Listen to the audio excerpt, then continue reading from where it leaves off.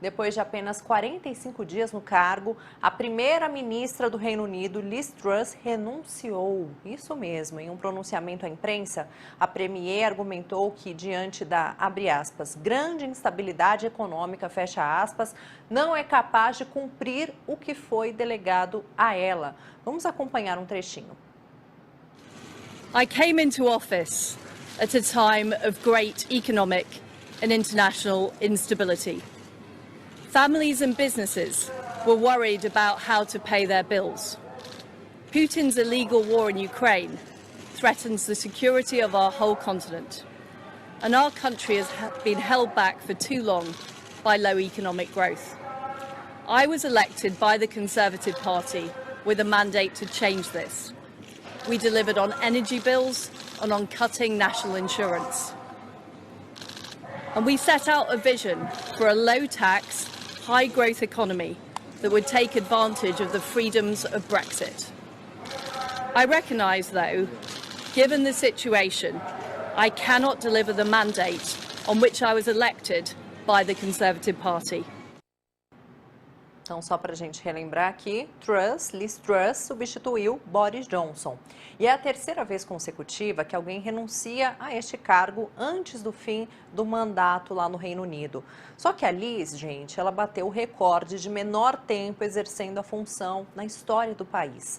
Para nos explicar melhor o porquê dessa desistência e também os impactos disso, nós vamos conversar com o Rodrigo Reis, que é internacionalista. Bem-vindo, Rodrigo. Tudo bem? Tá me ouvindo? Tudo bem, boa tarde. Te ouço perfeitamente. Boa tarde, obrigada por nos atender, Rodrigo. Para começar, eu já gostaria de te perguntar, né? Por que essa desistência? Pode ter vindo porque a ex-primeira-ministra não aguentou ali a pressão por conta do polêmico plano econômico? Qual que é a tua análise sobre essa desistência? Eu acho que mais uma questão do que pressão política, né? Acho que vale lembrar, primeiro de tudo, que o sistema político do Reino Unido é parlamentarista, né? Então, o que você tem é uma indicação de um primeiro-ministro e um voto de confiança que é dado a esse primeiro-ministro. No momento em que essa confiança se fragiliza, é normal, é natural dentro desse sistema político que hajam mudanças, e essas mudanças elas tendem a ser mais dinâmicas do que no sistema presidencialista, tá? Mas tirando esse fato, que eu acho que é mais uma explicação, um pouco do contexto, né? Sem sombra de dúvidas, é um mandato catastrófico da ex-primeira-ministra Liz Truss, né? Ela na realidade ela é agora, historicamente, ela é a primeira-ministra que menos durou no cargo, né? E a agenda econômica que é proposta por ela, de baixo imposto e pró-crescimento, né? Isso, sem sombra de dúvida, ela foi a principal razão para essa falta de confiança, né, do seu partido conservador e dos outros partidos que apoiam o governo, né, na figura dela, que ela pudesse liderar e efetivamente implementar políticas públicas, né, que cumprissem o que ela prometeu. Então, eu acredito que essa é a primeira razão, esse é o primeiro ponto que a gente tem que levar em conta, né? Em paralelo a isso, a gente tem outras questões, a queda no valor da libra, a gente tem a própria aumento de tarifas energéticas que está influenciando e bateu muito forte nos habitantes, não só, né, do Reino Unido, mas de toda a Europa como um todo. Tem uma série de questões aí que eu acho que influenciaram e contribuíram para essa rápida passagem, para esse mandato catastrófico realmente aí que ela agora protagonizou. Sim, Rodrigo. Agora, essa desistência da Liz pode impactar no reinado de Charles III?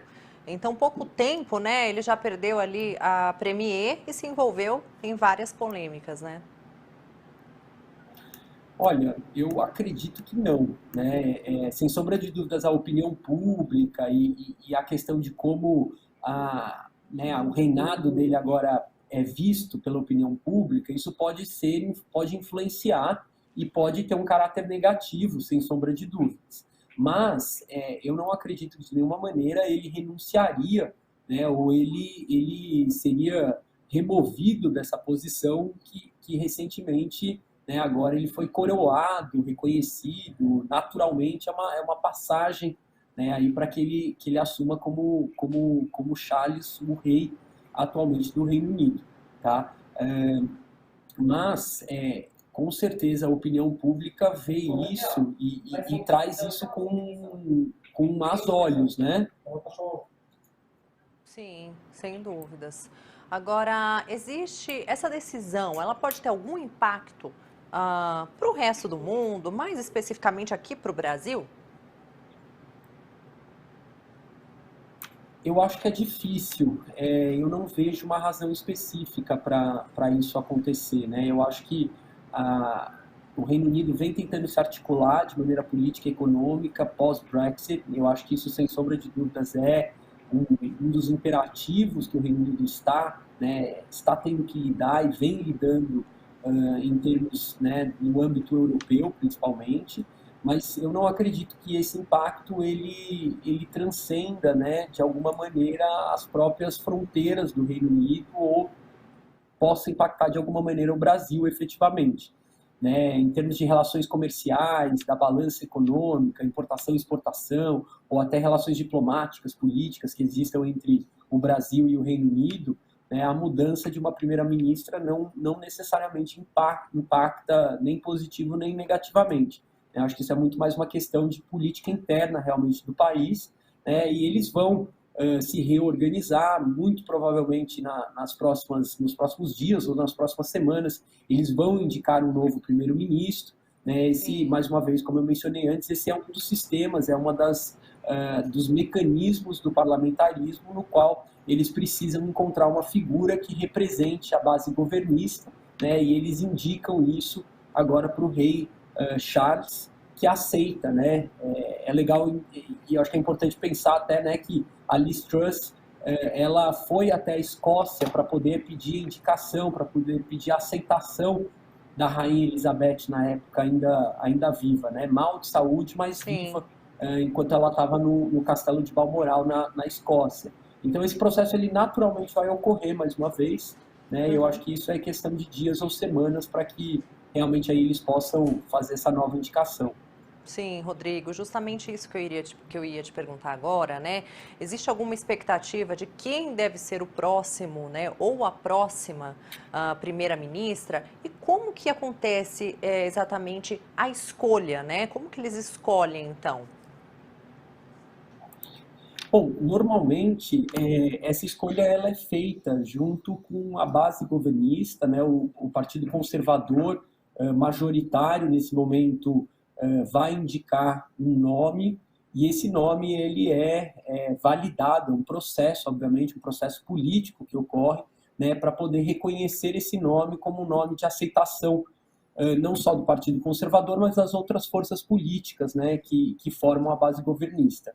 Então, isso acontece, mais uma vez, é muito mais dinâmico, existe essa velocidade e essa diferença muito clara do sistema presidencialista, por exemplo, que é o nosso sistema brasileiro, né? Então, é muito mais uma consulta interna, tá? E aí eu acho que vale ressaltar também que o rei Charles não tem né, diretamente uma influência sobre isso, né? Ele somente é consultado no momento de aceitar o nome, que é uma indicação política, né? E aí existe todo um rito, etc., que a própria Casa Baixa, que a gente chama, né, o House of Commons, que aí faz a indicação, abre os portões, tem toda uma coisa bem ritualística, né, nesse momento. Bem protocolar, no né? qual o monarca, exatamente, muito protocolar, no qual o monarca recebe essa indicação, aceita, abre, né, muitas vezes o parlamento, então tem todo um sistema, acho, muito característico do Reino Unido e muito protocolar, como você própria mencionou.